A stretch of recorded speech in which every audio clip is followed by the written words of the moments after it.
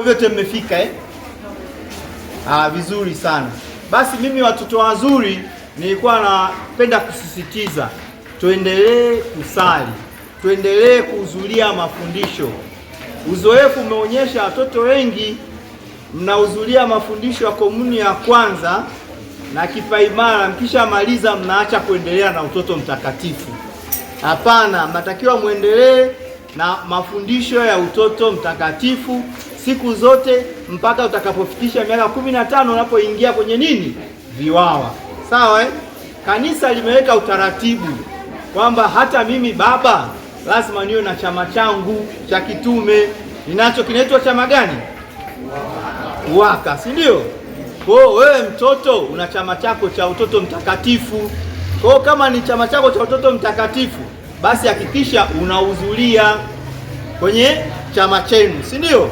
Unahudhuria yale mafundisho na mnakuwa mfano bora pale kwenye kanisa, mfano bora kigangoni. Tumeelewana watoto wazuri? Watoto mpo? Tupo kabisa ndani ya kanisa moja takatifu Katoliki la mitume, yaani imani. Asanteni. Basi nilikuwa naomba hii imani tuendeleze, lakini muendeleze na michezo.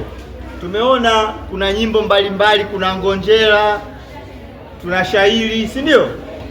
Mmecheza, mmeimba vizuri wote, mpaka mimi mwenyewe nikawa najifikiria, nasema nitafute kigango kilichoimba vizuri. Ni kigango gani? Kigango kilichoimba vizuri kabisa, kigango gani? Kalemera C. Basi aje mwakilishi wa Kalemera C. Kalemera C. Nimeona imeimba vizuri kwa sababu walikuwa mwishoni, si ndio? Haya, karibuni. Njoni haraka haraka.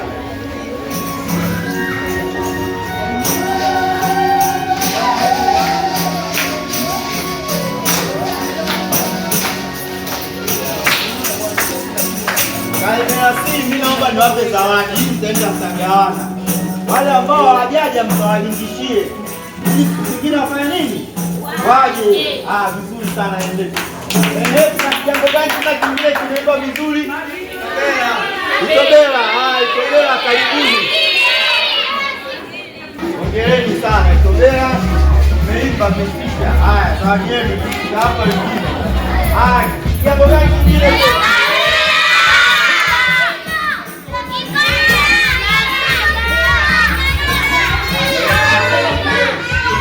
Tunaomba Karumbi. Katibu wangu hapa ananiambia Karumbi. Tulikuwa tunaweka maxi. Nyinyi wa Magiri na Lola Simba mko wengi.